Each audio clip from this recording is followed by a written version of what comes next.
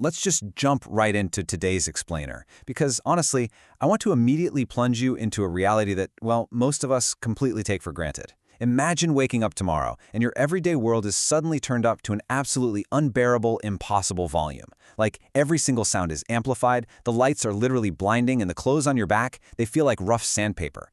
For a premature infant, this isn't just some wild thought experiment. This is their visceral, everyday reality. There's a saying that a lullaby may sound like thunder, and a flickering fluorescent light might look like actual lightning bolts to these babies. I mean, that really hits the nail on the head, doesn't it? Try to put yourself in their tiny shoes for a second.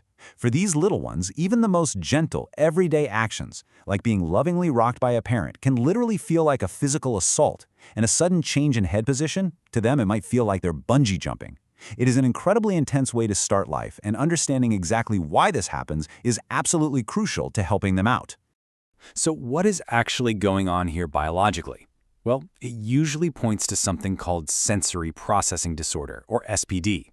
Simply put, SPD is when the central nervous system just gets totally overwhelmed. It's the inability to use information coming in through the senses to function smoothly. Think of it like this. Instead of organizing all those sensory messages so the brain knows exactly what to do, it creates a massive chaotic neurological traffic jam. The messages get completely mixed up, lost, or just amplified to painful levels. It helps to think of sensory integration like the literal foundation of a house. I mean, everything else, posture, motor skills, attention, even language, it's all built right on top of that base. If that sensory foundation is shaky or cracked, yeah, those higher-level functions are definitely going to struggle to stand up. Proper sensory integration is the critical building block for all future learning and development. Now, you might be wondering, why are premature babies so uniquely vulnerable to this? Well, it all comes down to stark biology. See, when a baby is born full term, their nervous system has had plenty of time to develop this protective coating called myelin. You can think of it kind of like the rubber insulation around a copper electrical wire. But when a baby arrives prematurely, their nervous system is still highly disorganized, and that wiring, it's completely uninsulated. Their little bodies just aren't ready to handle the barrage of sensory inputs from the outside world. They are exquisitely, biologically sensitive.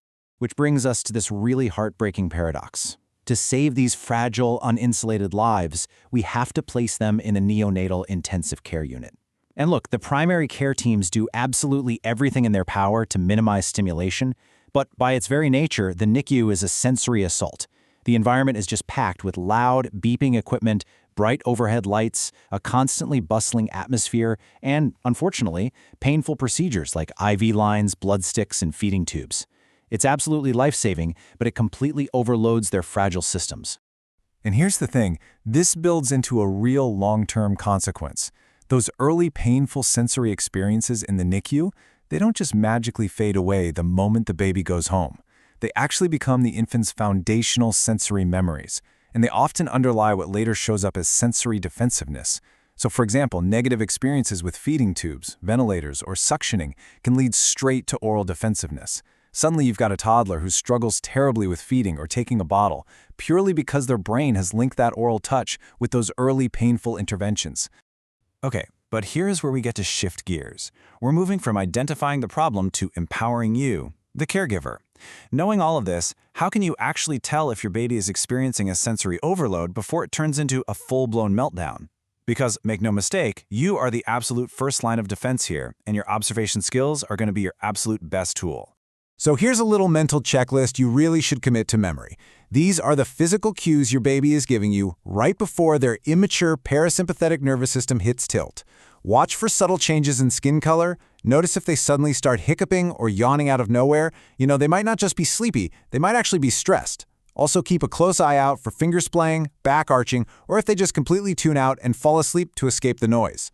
Catching these signals early? It's a game changer. It lets you step in before that neurological traffic jam just becomes way too much to handle. So how do you step in? You use something occupational therapists call a sensory diet. Now hold on, this actually has absolutely nothing to do with food. A sensory diet is a carefully planned and scheduled activity program, and it's developed specifically for your child's unique nervous system's needs. It's essentially the ultimate parental toolkit. The whole goal is to give them the exact right type of sensory input throughout the day to help them become better regulated, more adaptable, and focused. Now, what's really fascinating here is the stark contrast in the strategies used. A sensory diet is super individualized. Let's say you have an under-responsive child, one who actually needs more input to even register the world. You'd probably use alerting activities, right? Things like bouncing on a therapy ball or jumping. But if you're dealing with a premature infant who gets overstimulated at the drop of a hat, you need the exact opposite. You need calming activities, sucking a soother, taking a warm bath, or engaging in slow, rhythmic rocking to dial down that sensory over-responsivity. One of the absolute most vital concepts for calming an overwhelmed preemie is touch. But wait, not just any touch. Light, unpredictable touch, like, say, gentle patting, that can actually be highly irritating and super alerting to a defensive nervous system. What they really crave to calm down is sustained, unchanging tactile input.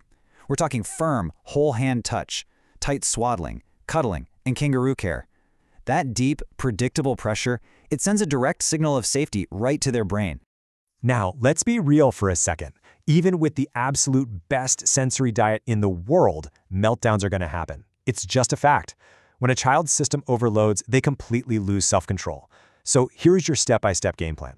First, just take a breath and evaluate their emotions. Second, quickly get them to a quiet space, far away from whatever is causing the overload.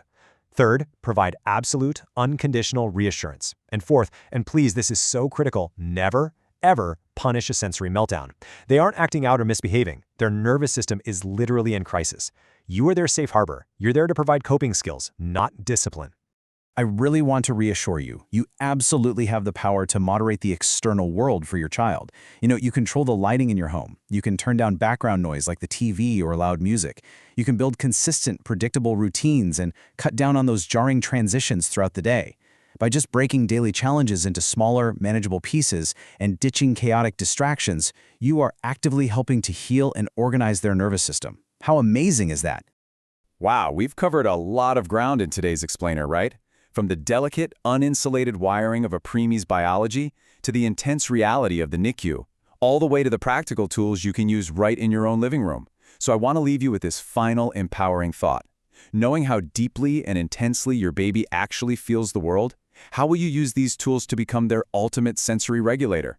Remember, you are the key to their peaceful integration into the world.